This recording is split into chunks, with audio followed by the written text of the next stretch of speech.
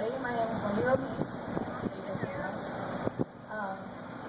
I am a cancer survivor, and I just wanted to share a little bit about my story with you all. Just before my 24th birthday in May of 2011, I was diagnosed with grade 3, stage 3 osteosarcoma of the left tibia. Osteosarcoma is a type of bone cancer that is typically found in adolescents, however, not always. Sarcomas make up about 1% of cancers that exist, and only about 1,500 adults in the United States are diagnosed with this cancer each year. So that's not very many people. I've learned enough about osteosarcoma and the chemotherapies used to treat it that I can probably teach a class on it, but don't worry, I'm not going to bore you with that. The cancer began in my left tibia and pushed out of the bone, creating a 4-inch tumor in my calf, which is what had been causing me to have an aching, dull pain in my leg. And after a few months of dealing with it and taking lots of ibuprofen, I finally decided to go get it checked out by an orthopedic doctor.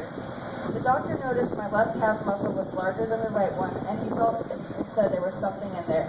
I had an MRI done a few days later, and the doctor personally called me 8 hours after I had the MRI and said the mass had a funny look to it.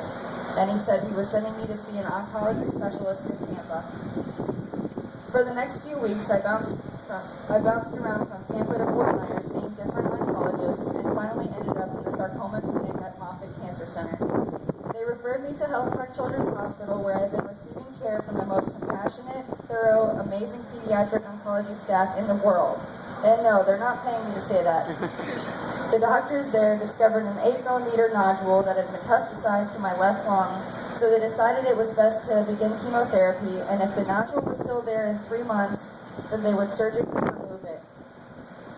I was on 3 different chemos at first, and I was admitted to the hospital where anywhere from 2 to 4 days at a time for those chemos. After 3 months, the scans revealed the nodule was unchanged, so I had a thoracotomy of my left lung September 19th of 2011. 9 days after the thoracotomy, my mom and I headed up to Moffitt, where I underwent limb salvage surgery on my left leg. In pre-op, I was told the most recent MRI scans showed the tumor in my calf involved 2 out of 3 of my major blood vessels from the knee down. They told me they were most likely removing both of those vessels, which would leave me with 1, and they didn't think that would be sufficient blood flow for the rest of my leg and my foot. I signed a waiver for them to amputate if necessary. I was expecting to have no leg when I woke up, but it was still there and hurting really bad. They ended up removing most of my tibia and replacing it with cadaver bone. There are metal brackets on either side of the bone that are screwed into what's left of my tibia to hold the cadaver bone in place. They tested the tumor death rate after my surgery, and I was expecting it to be significant, at least over 90%. Unfortunately, it was only 20% dead when they removed it, which meant they were going to add 2 more chemos to my regimen, and I was going to have several more weeks of treatment. The new chemos that were added, I spent a total of 6 days in the hospital for. I ended up having an exploratory thoracotomy on my right lung just 2 months after my other 2 major surgeries. Thankfully, the surgeon found no lumps or cancer there. I continued chemo treatments for the next several months and finally ended in July of 2012. After 21 chemo treatments, multiple blood and platelet transfusions, and a combined total of 4 months spent admitted in the hospital.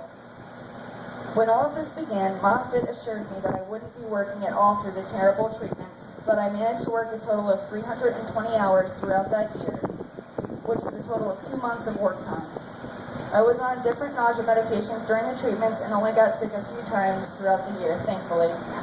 I ended up gaining about 35 pounds during the year from Decadron, which is in the prednisone family, and from being laid up for 10 months in a bed or recliner with very little exercise due to my leg surgery. I was taking close to 16 pills a day, and I absolutely hated it. I was able to use a walker right after my leg surgery, but I had to start out small with weight-bearing exercise, and eventually worked my way up to full weight-bearing after several months of physical therapy. About a year after my surgery, I was finally able to walk again on my own, something I never thought I would be able to do again. I've been in constant pain for the past 2 years now, with some days that are worse than others, but I'm thankful to be alive. I just recently had my 9-month scans, and they were clean. God has seen me through everything, and He blessed me with a loving family, amazing friends, and a great job with benefits. I have met some incredible people through this experience, including all of you, and I have become a stronger person because of it.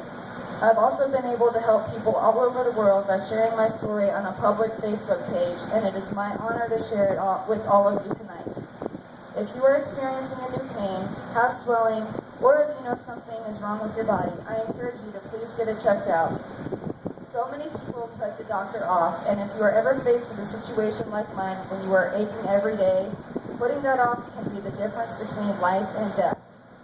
As you all walk tonight, please take time to think of a family member, friend, or even your personal experience with cancer, and honor those who have fought, died, and currently are battling this awful disease. Last page. Yeah, no. Together, we can fight to put an end to cancer. That was a very important lesson. And I can walk and everything. This is actually from just complications from my first surgery. I'm just hurting, so. I didn't kick anyone too hard, I promise. Should we what? She said I didn't kick anyone too hard. Thank you, Wendy. That's very, very inspiring story, and I'm